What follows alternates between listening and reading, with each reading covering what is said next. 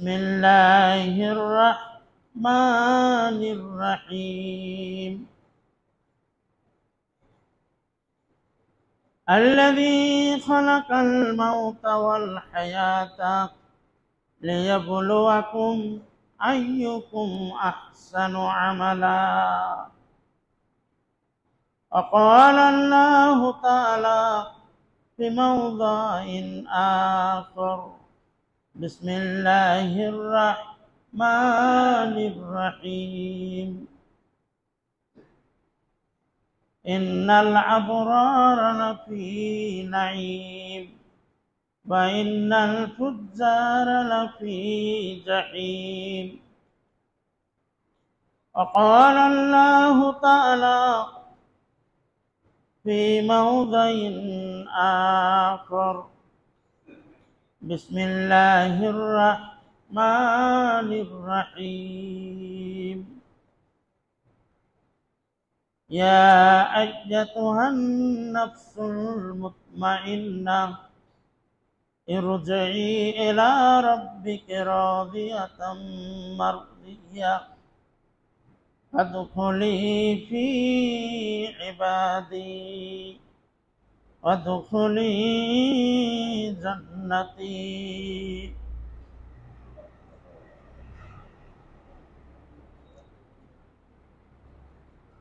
وقال النبي صلى الله عليه وسلم في حديث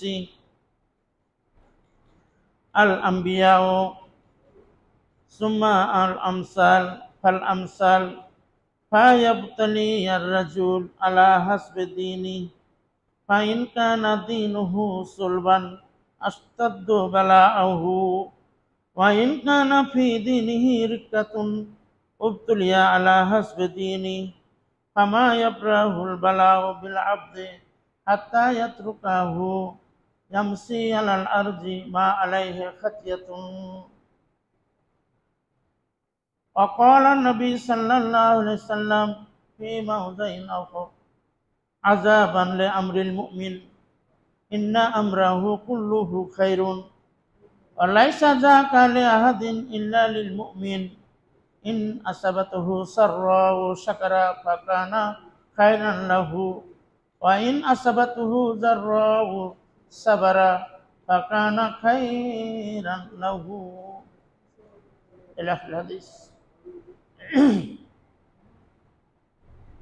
সম্মানিত উপস্থিতি, প্রশংসা মাত্র সেই মহান রব্বুল আলামিনের জন্য, যেই মহান রব্বুল আলামিনের অশেষ রহমতে আমরা এই সাপ্তাহিক সালাতুল জুমা বিভিন্ন এলাকা থেকে এসে সমবেতভাবে উদযাপন করার তৌফিক পেয়েছি। তাই সেই মহান রব্বুল আলামিনের সন্তুষ্ট অর্জনের লক্ষ্যে ছোট্ট একটি বাক্যে তার কৃতজ্ঞতা প্রকাশ করি। সবাই সমবেত কণ্ঠে বলি আলহামদুলিল্লাহি রাব্বিল আলামিন। তারপর পরে দুরূদ ও তাসলিমাত অবতীর্ণ হোক সেই মহামানবের প্রতি, যার মাধ্যম দিয়ে আমরা এই সুন্দর ইসলামী জীবন বিধান চলার পথ, দিক নির্দেশনা ও নীতিমালা লাভ করেছি। আকায়েদ নামদার তাজদার মদিনা দুলালে আমিনা সৈয়দুল মুরসালিন খতামুন নাবিয়িন শাফিউল মুজনিবিন হযরত মুহাম্মদ মুস্তাফা আহমদ মুস্তাফা সকলে বলুন সাল্লাল্লাহু আলাইহি ওয়াসাল্লাম। আল্লাহুম্মা সাল্লি আলাইহি আল্লাহুম্মা বারিক আলাইহি। আমি ধারাবাহিকভাবে আপনাদের সামনে যে বিষয়টি আলোচনা করছি সে বিষয়টি হচ্ছে দুনিয়ার প্রতি মোহ এবং সীমালঙ্ঘনতা হচ্ছে জাহান্নামে যাওয়ার একমাত্র কারণ। সেই আলোকে প্রেক্ষাপটে এই দুনিয়াটা হচ্ছে মুমিনদের জন্য কয়েদখানা এবং কাফেরদের জন্য হচ্ছে জেলখানা, বেহেশতখানা। এই দিক আলোচনা করতে গিয়ে আমি গতদিন আপনাদের সামনে যতটুকু আলোচনা করেছিলাম সেইটুকু এইখান থেকে শেষ করেছিলাম যে আসলে আমরা এই পৃথিবীতে যে এসেছি আমাদের জীবনের আকাঙ্ক্ষা, কামনা, বাসনা সহজে প্রতৃপ্ত হবে না। যার উপমা দিতে গিয়ে এক বাদশাহ এবং এক ফকিরের হাদিসের গল্প দিয়ে আপনাদের শেষ করেছিলাম যে অন্তর হচ্ছে এক অবাক পাত্র, আকাঙ্ক্ষার পাত্র, যা আমাদের কবরে যাওয়া পর্যন্ত কি হবে না, শেষ হবে না। অর্থাৎ মৃত্যুবরণ করার পর কবরের মাটি যখন আপনার আমার বুকের উপর চাপবে, তখনই আমাদের জীবনের আকাঙ্ক্ষা, লোভ, লালসা সব কিছু বিনাশ হয়ে যাবে। তাই এই দুনিয়াটাই হচ্ছে যে কায়দখানা, কেমন মানুষকে কিভাবে আপনার আমাকে পরীক্ষা নিরীক্ষা করা হবে। তাই দুনিয়া সবচেয়ে বেশি বিপদগ্রস্ত বা সর্বাধিক কঠিন পরীক্ষার সম্মুখীন কারা? এহেন প্রশ্নের উত্তরে আল্লাহ রাসূল সাল্লাল্লাহু আলাইহি সাল্লাম বলেছে যে দুনিয়াতে কারা সবচেয়ে বিপদগ্রস্ত হয়, ক্ষতিগ্রস্ত হয়, এই সম্পর্কে আল্লাহ রাসূল সাল্লাল্লাহু আলাইহি সাল্লামকে একদিন প্রশ্ন করলেন সাহাবারা।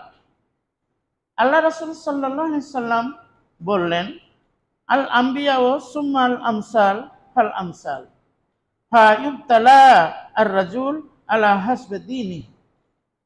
রাসূল সাল্লাল্লাহু আলাইহি সাল্লামকে যখন এই প্রশ্ন করা হলো, তখন আল্লাহ রাসূল সাল্লাল্লাহু আলাইহি সাল্লাম বললেন, যার ঈমান যত বেশি তার পরীক্ষা তত বেশি। তারপরে বলা হচ্ছে আল আম্বিয়া, সবচাইতে নবীদেরকে কঠোর পরীক্ষা দিতে হয়েছে এই পৃথিবীতে। যখন ইতিহাস আপনারা সবাই পড়েছেন, বিভিন্ন ওয়াজ মাহফিলে শুনেছেন যে প্রত্যেকটা নবী এসেছে শত্রুদেরকে হেদায়েত করার জন্য, কাফের মুশরিকদেরকে হেদায়েত করার জন্য। সে কাফের মুশরিকদের সংখ্যা অনেক বেশি এবং তারা এই পৃথিবীর জীবনকে সবচাইতে অগ্রাধিকার দিয়েছেন। যেমন বলা হয়েছে সূরা আলার ভিতরে, বাল তুসিরুন আল হায়াতাদ দুনিয়া ওয়াল আখিরাতু খায়রু ওয়া আবকা। অর্থাৎ তোমরা যে পার্থিব জীবনকে তোমরা বেশি অগ্রাধিকার দিচ্ছ, অথচ এই ইহজগতের তুলনায়, এই পৃথিবীর জীবনের তুলনায় আখিরাতের জীবনই হচ্ছে সবচেয়ে চিরস্থায়ী। কাজে যত যার বিশ্বাস, ইমানের পরিপক্কতা বেশি, তত তার পরীক্ষা বেশি। তাই নবীদেরকে সবচেয়ে বেশি পরীক্ষা দিতে হয়েছে। যা অনেক, আপনার একটা উদাহরণ আমিও বলেছি, ইব্রাহিমকে আগুনে পড়তে হয়েছে, হযরত মুসা আলাইহিস সালামকে নীল দরিয়া পার হতে হয়েছে, হযরত আদম আলাইহিস সালামকে তার স্ত্রী থেকে কত মতান্তরে 300 বছর পর্যন্ত তারা কেঁদেছেন, দুরভিত করে দেওয়া হয়েছে তাদের কিছু অপরাধের কারণে। তাহলে দেখ, হযরত ইউনূস আলাইহিস সালামকে পরীক্ষা করা হয়েছে, যাকে দরিয়াতে ফেলে মাছের পেটে, মাছ তাকে কি করেন, গোলকরণ করেন, যে মাছের পেটে কোন কোন রেওয়ায়েত আছে তিনি 40 দিন অবস্থান করেছেন। তো যাই হোক, এমনিভাবে নবীদের যার যত ঈমান ঠিক তাদেরকে সেইভাবে পরীক্ষা করা হয়েছে বা হবে। তারপর হচ্ছে সুম্মাল আমসাল ফাল আমসাল, তারপরে যতটুকু সাহাবাদের পরীক্ষা বেশি হয়েছে, সাহাবাদেরকে, আর তারপরে নবীদের পরে পরে সাহাবাদেরকে পরীক্ষা দিতে হয়েছে, অনেক পরীক্ষা দিতে হয়েছে।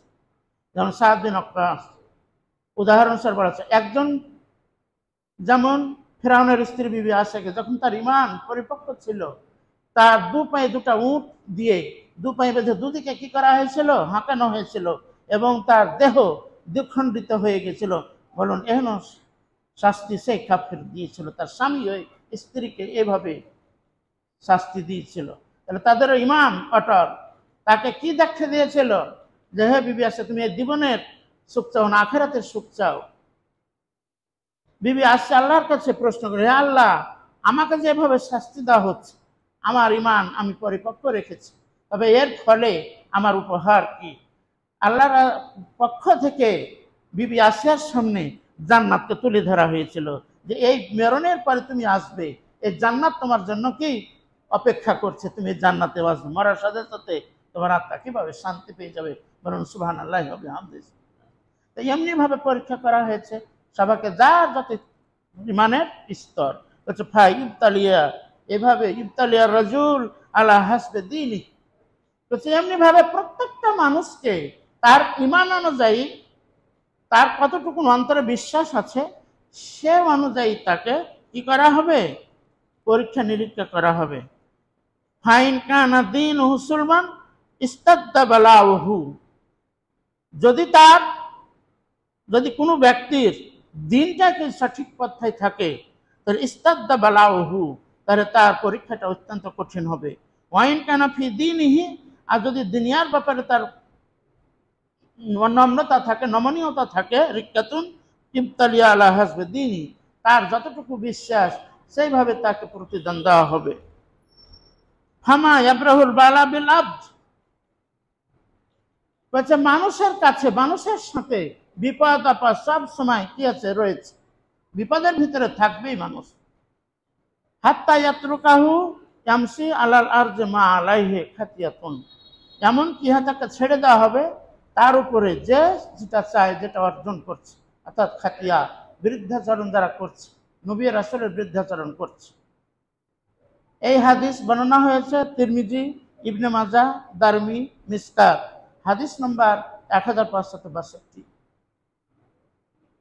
এমনি ভাবে অন্য হাদিসে বলা হয়েছে মুমিনের পায়ে যদি একটা কাঁটাও বিদ্ধ হয়, সেই কাঁটার বিদ্ধের ফলে দেখবে যে সব কি হয়েছে, সফলতার সোপানে দূর প্রান্তে সে দাঁড়িয়েছে। এবং কাঁটা লাগার ফলে সে পায়ে যে ব্যথা পেয়েছে, এতে যদি সে সবুর করে, ধৈর্য ধারণ করে, তাহলে সবুর এর ফলে তার উত্তীর্ণতার দ্বার প্রান্তে তাকে নিয়ে যাবে, এবং এর ফলেও তার কি করা হবে, নেকি লেখা হবে। দেখবেন একজন মুমিনের পায়ে যদি কাঁটা বিদ্ধ হয়, সাথে সাথে বলে কি, বা উঝট লাগলেও বলে ইন্না লিল্লাহি ওয়া ইন্না ইলাইহি রাজিউন। কিন্তু যাদের ঈমান নেই, দেখবেন তাদের মুখ দিয়ে এটাই বেরিয়ে আসে, ওগে মাগে, ওগে বাপুরে, বলে না, এইভাবে তারা কাটতে দেয়। কিন্তু আসলে বিপদ আপদ মুসিবতের সময় যখনই আসুক, তখনই আপনাকে আমাকে কি বলতে হবে, ইন্না লিল্লাহি ওয়া ইন্না ইলাইহি রাজিউন। একদিন রাসূলুল্লাহ সাল্লাল্লাহু আলাইহি সাল্লাম সাহাবাদেরকে নিয়ে বসে আছেন। এই মুহূর্তে যে মোমবাতি জ্বলছিল, হঠাৎ করে মোমবাতিটা জ্বলে নিভিয়ে গেল। তেমনই সাথে সাথে আল্লাহ রাসূল সাল্লাল্লাহু আলাইহি ওয়াসাল্লাম ইন্না লিল্লাহি পড়লেন। সাহাবার আশ্চর্য যে হে আল্লাহ রাসূল, এই মুহূর্তে তো আমাদের মাঝে কি আসেনি, কোনো মৃত্যুর সংবাদ আসে নাই, শোক সংবাদ আসে নাই, আপনি ইন্না লিল্লাহি পড়লেন কেন? রাসূলুল্লাহ সাল্লাল্লাহু আলাইহি ওয়াসাল্লাম সাহাবাদেরকে উত্তর দিলেন, দেখো যে যে আলোর সময় আমরা একে অপরকে সবাইকে দেখতে পাচ্ছিলাম, কে কে অবস্থায় আমরা বসে আছি, কিন্তু যখন সে আলোটা নিভে গেল, তখন আমরা কেউ কাউকে দেখতে পারছি না। এটা একটা ঘোর অন্ধকারে আমরা পরিণত হয়ে গেলাম। তাহলে দেখো যে কিভাবে আমরা বিপদের সম্মুখীন হলাম। আবার যখন আলোটা চলে আসলো, তখন কি বলবে, আলহামদুলিল্লাহ রাব্বিল আলামিন। এমনি ভাবে আমাদের আপনাদের মাঝ থেকে যখন কারেন্ট চলে যায়, এই গাল দিয়ে উঠে থাকে, এই সালার গের সময় নেই, এই মুহূর্তে নামাজ কারেন্ট টানছে, আসলে তখন আপনাকে আমাকে উচিত যে সেই মুহূর্তখানেও আপনাকে আমাকে ইন্না লিল্লাহ পড়তে হবে। কারেন্ট যখন আসবে, বাতি যখন জ্বলবে, তখন আপনাকে আমাকে কি বলতে হবে, আলহামদুলিল্লাহ বলতে হবে। তো এমনি ভাবে যদি আমরা যতই বিপদের মধ্যে পড়ি, সেখানে আপনার আমার শুধু ধৈর্যের ধারণের সময়। ধৈর্য ধারণ যদি করতে পারি, তাহলেই পারে আমাদের সফলতা আসবে। কেমনি ভাবে?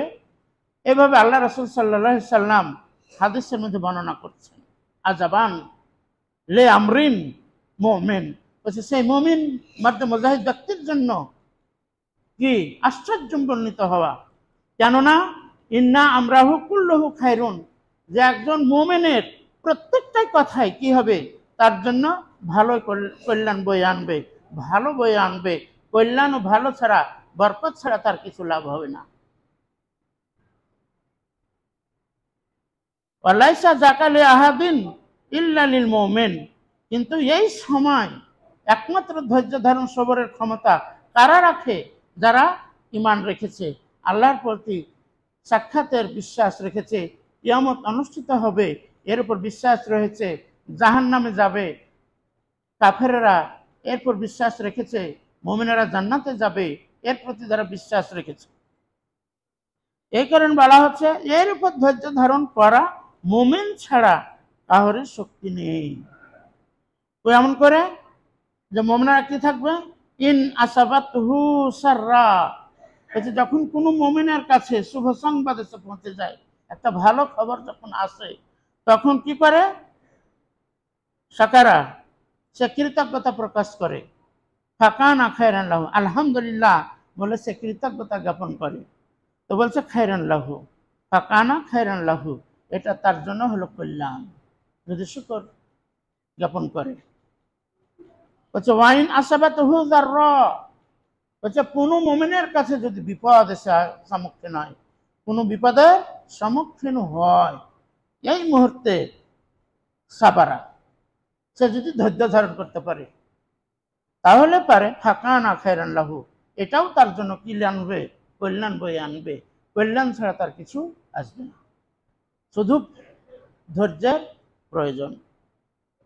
এই হাদিসটা বর্ণনা হয়েছে মুসলিম শরীফ হাদিস নম্বর 2999, সহি ইবনে হিব্বান হাদিস নম্বর 2896।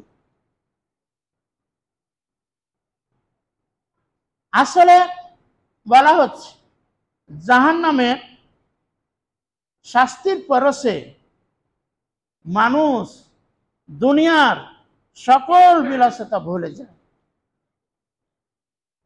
জাহান্নামের পরশে, শাস্তির পরশে মানুষ দুনিয়ার যত সুখ সন্ধে থাকুক না কেন, যত আরাম আয়েসে বিলাসে থাকুক না কেন, সব কিছু কি হয়ে যায়? ভুলে যায়। এই মর্মে আল্লাহ রাসূল সাল্লাল্লাহু আলাইহি সাল্লামের হাদিস, ইউতা বিআনামি আহলি দুনিয়া মিন আহলিন নার ইয়াউমাল কিয়ামাতে ফা ইসবাগু ফিন্নারে সাবাগাতান সুম্মা ইউকাল ইয়া ইবনে আদম হাল রাআইতা খায়রান কাত্তুন। কিয়ামতের মাঠে নেওয়া হবে একজন এই পৃথিবীর বুকে সবচাইতে যে সর্বশ্রেষ্ঠ আরামের ভিতরে আছে। আমাদের বাংলাদেশের মধ্যে সবচেয়ে ধনীকে সবাই জানেন, ও সবচেয়ে ধরনের আরাম বিলাসিতায় আছে। তো বলছে তাকে কিয়ামতের মাঠে সর্বপ্রথম নিয়ে আসা হবে।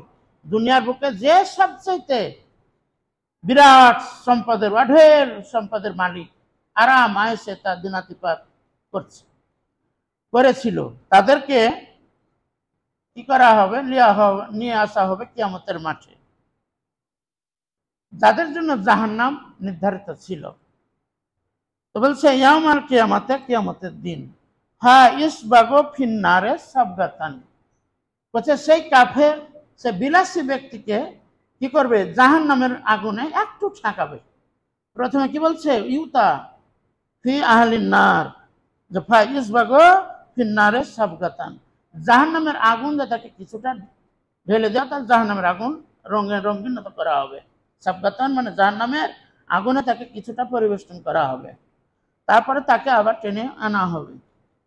বিচার শুরু হয়েছে, তাকে জাহান্নামে কি করা হলো? নিয়ে যাওয়া হলো, এবং বলা হলো সুম্মা ইউকাল, তারপরে তাকে ডেকে আনা বলা হবে, ইয়া ইবনে আদম হাল রাআইতা খায়রান কাত্তুন, আচ্ছা হে আদম সন্তান, তোমরা কি পৃথিবীতে কোনো ভালো ছিলে? তোমাদের কোনো আরাম আয়েস বিলাসিতায় জীবন যাপন করেছিল? সেই জাহান্নামী ব্যক্তি একবার শুধু ডুবাবে আর তুলে নিয়ে চলে আসবে, এতে সে দুনিয়ার সমস্ত সুখ স্বাচ্ছন্দ্য কি হবে? ভুলে যাবে।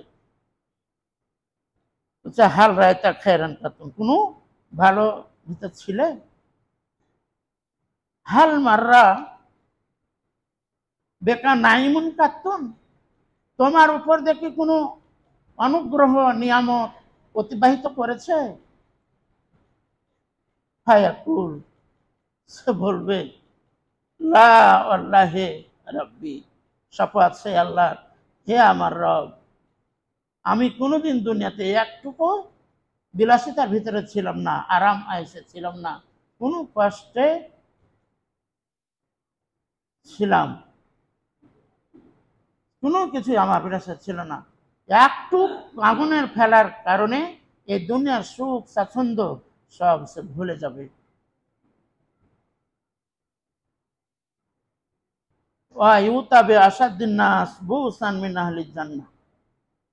এই পৃথিবীতে যারা কষ্টের ভিতরে ছিল, ক্লেশের ভিতরে ছিল, তাকে আনা হবে মানুষদের ভিতর থেকে, যে সবচেয়ে বেশি বিপদে ছিল তাকে আনা হবে মিন আহলিল জান্নাত, এবং কিয়ামত মাঠে ওঠার পরে সে জান্নাতবাসীর অধিবাসী হবেন।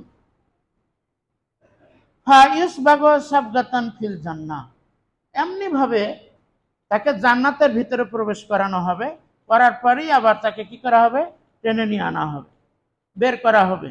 এবং ফায়ুসবাগু সাবগাতান ফিল জান্নাহ, এবং দুনিয়ার না জান্নাতের আরাম দিয়ে তাকে কি করা হবে, পরিবেষ্টন করা হবে, রঙ্গিত করা হবে। তারপরে ফায়ুকাল লাহু ইয়া ইবনে আদম হাল রাআইতা বুসান কাত্তুন, যে তুমি কি পৃথিবীতে যখন ছিলে তোমার কাছে কি কোনো বিপদ আপদ ছিল, তুমি কি বিপদে গ্রেফতার ছিলে, কোনো মুসিবত মুসিবতে ছিলে? সে তখন বলবে এবং বলবেন হাল রাআইতা বুসান কাত্তুন হাল মাররা বিকা সিদ্দাতান কাত্তুন, কঠোর বিপদ তোমার উপর দিয়ে কি কোনো অতিবাহিত করেছে? ফায়াকুল, সে তখন বলবে লা ওয়াল্লাহি ইয়া রাব্বি, লা ওয়াল্লাহি ইয়া রাব্বি, হে শপথ সেই আল্লাহর, মহান শ্রেষ্ঠ আল্লাহ, যে না আমরা কখনো কষ্টে ছিলাম না, আমাদের ভিতরে কোনো কঠিন বিপদ আসে নাই, আমাদের ভিতরে কখনো কঠিন বিপদ আসে নাই। ফায়াকুল মা মাররাবি বুসুন কাত্তুন ওয়ালা রাআইতু সিদ্দাতান কাত্তুন, এবং কঠিনও আমার কোনো সময় আমার ভিতর দিয়ে যায়নি। তাহলে দেখছেন এই দুনিয়ার কষ্ট কষ্ট নয়। কাফের এবং মুমিনের পার্থক্য এই হাদিস দ্বারা আমরা কি শিক্ষা গ্রহণ করলাম, যে যারা এই দুনিয়ার বিলাসিতায় থাকবে, আরামায়েশে থাকবে, যখন জাহান্নামে যাবে দুনিয়ার আরামায়েশ সব ভুলে যাবে ক্ষণিকের মধ্যেই। আর একজন মুমিনও অনুরূপ, এই দুনিয়া জান্নাতের যখন সুখ স্বাচ্ছন্দ্য পাবে তখন দুনিয়ার সমস্ত কষ্ট ক্লেশ ভুলে যাবে। বলুন সুবহানাল্লাহ হবে হামদে। তাহলে আমরা কোনটা চাই? বর্তমান প্রেক্ষাপট আমাদের বাংলাদেশে বুঝতে পারছি যে কি অবস্থা, বলে ভাঙা লাগবে। আল্লাহর কাছে প্রার্থনা করতে হবে যে কে কেমন কোথায় কঠিন অবস্থায় এখন আমরা দিনাতিপাত করছি, দুনিয়ার শক্তিকে কিভাবে আমরা খাটিয়েছি। ক্ষণিকের ভিতরে যেই মানুষকে স্যালুট মেরে সালাম করতো সেই মানুষকে এখন কি করছে, শাস্তিতে গ্রেফতার করছে। এই তো আমাদের দুনিয়ার জীবনের অর্থ সম্পদ বিলাসিতা, এই দুনিয়াতে আমরা কিছু কিছু অনুভব করতে পারছি। কাজেই মুসলিম হয়ে মুমিন হয়ে আমরা মৃত্যুবরণ করি, অর্থে দুনিয়ার মোহে লিপ্ত হয়ে সীমা লঙ্ঘন থেকে আমরা বেঁচে থাকি। আপনার ভিতরে যখন সীমা লঙ্ঘনতা আসবে, জেনে নেন বিপদ আপদ আপনাকে গ্রেফতার করবে। এমনি ভাবে এই হাদিস বর্ণনা হয়েছে মুসলিম শরীফ হাদিস নম্বর 2807, মিসকাত 5669 নম্বর হাদিস। তাহলে পরে উভয় তুলনা করে বুঝতে পারলেন যে এই দুনিয়াটা মুমিনেরা যতই কষ্টের ভিতরে থাকুক, সেই কষ্টে যখন আখিরাতে তারা সুফল পাবে এই দুনিয়ার কষ্ট সব ভুলে যাবে। আর যারা অনেক বিলাসিতায় জীবনযাপন করছেন, যখন জাহান্নামের কষ্টে নিক্ষিপ্ত হবে ক্ষণিকের মধ্যেই দুনিয়ার সব কিছু ভুলে যাবে। আসলে এই দুনিয়ায় যে আমরা মেতে আছি, আসলে এই দুনিয়ার গুরুত্ব কতটুকুন, এই পৃথিবীর মূল্যায়ন কতটুকুন, আর আখিরাতের মূল্যায়ন কতটুকু যদি আমরা একটু আলোচনা করি, তাহলে দেখবেন এই দুনিয়ার আয়তনের দিক থেকে এবং দুনিয়ার তুলনায় আখিরাতের কল্পনাতীত বিশাল জীবন, এবং এই দুনিয়ার মূল্য কতটুকু। আল্লাহ রাসূল সাল্লাল্লাহু আলাইহি সাল্লাম এ ব্যাপারে বলছেন যে আমরা দুনিয়ার একটু সামান্য জায়গা নিয়ে কি করি, হট্টগোল গন্ডগোল করে থাকি। আর চাইতে এই দুনিয়ার এই জমিনের দিকে ধাবিত না হয়ে আখিরাতের দিকে আমরা উত্তম জীবনের দিকে কি করি, আলোকপাত করে জীবনকে পরিচালিত করি। এই দুনিয়ার তুলনায় এই দুনিয়া এবং আখিরাতের তুলনা করছেন একটা হাদিস দ্বারা। আল্লাহ রাসূল সাল্লাল্লাহু আলাইহি সাল্লাম বলছেন মামা মাউজিয়া সাউতিন ফিল জান্নাতে খায়রু মিনাদ দুনিয়া ওমা ফিহা। বলছে এই দুনিয়ায় যতই তোমরা ভোগ বিলাস করো, জান্নাতে যে জায়গাটুকু পাবে, জান্নাতে যখন তোমাদের চাবুক একটা জান্নাতের ভিতরে জায়গা রাখলে, অর্থাৎ চাবুক বলতে এই বোঝানো যায় যে ঘোড়া তাড়ানোর জন্য যে আমরা চাবুক ব্যবহার করি ওই চাবুকও হতে পারে, বা ধনুক চালানোর জন্য যে কাঠিটা আমরা ব্যবহার করি সেই কাঠিটা যদি জান্নাতের মধ্যে রাখা হয়, তাহলে পারে এই দুনিয়ার চাইতে এবং দুনিয়ার ভিতরে যা কিছু আছে সমস্তর চাইতে ওই কাঠি বরাবর জায়গার মূল্যায়ন সবচাইতে বেশি। বলুন সুবহানাল্লাহি ওয়া বিহামদিহি। সেই জীবন পাবেন। অন্য আয়াতে বলা আছে, আর হাদিস কোরআনের আয়াতে আছে যে জান্নাতের কি দৈর্ঘ্য এবং প্রস্থ, এই 7 তাবক আসমান জমিনকে মিলিয়ে যত দৈর্ঘ্য প্রস্থ হবে, জান্নাতের দৈর্ঘ্য প্রস্থ তার চাইতেও কি বেশি। কোরআনের আয়াতটা আমার মনে হচ্ছে না, তবে সূরা আয়াতটা আছে। সূরা হয়তো বা ফুরকানের ভিতরে আছে, সম্ভবত সূরা ফুরকানের ভিতরে থাকতে পারে। তো এমনি ভাবে দুনিয়ার তুলনা আখিরাতের তুলনা অপরিসীম পার্থক্য রয়েছে। আর এক জায়গায় উদাহরণ সেট করেছে যে এই দুনিয়ার জীবন আর আখিরাতের জীবনের তুলনা বলা হচ্ছে, তোমাদের এই শাহাদাত আঙ্গুলটা মহাসমুদ্রে একবার ডুবাও। তুলনানুক আমরা বলতে পারি যে ছুটি পুকুরে বা গঙ্গা পুকুরে আপনারা এই আঙ্গুলটা একবার ডুবান, ডুবার পরে পানি আঙ্গুলটা তুলেন, তোলার পরে এভাবে কাজ করেন, কাজ করার পরে আপনার আঙ্গুলের মাথায় কতটুকুন পানি আসবে? 1 ফুট বা 2 ফুট পানি পড়বে। বলা হচ্ছে তোমাদের এই দুনিয়ার জীবনটার মূল্যায়ন ঠিক ওই 1 ফুট পানির মতো। পরবর্তী তোমাদের জীবন হচ্ছে আখিরাত, সেই সমুদ্রের অঢেল পানি। তাহলে এই জীবনের 1 ফুট পানির জন্য আমরা কতটুকু তাড়াহুড়া করছি, কত কষ্ট পরিশ্রম করছি, তা বলা যেন নিজে নিজেই আমরা চিন্তা করতে পারি। আর আখিরাতের জীবনের কতটুকু আমরা প্রস্তুতি গ্রহণ করছি তাও আমরা চিন্তা করলে ধরে নিতে পারি।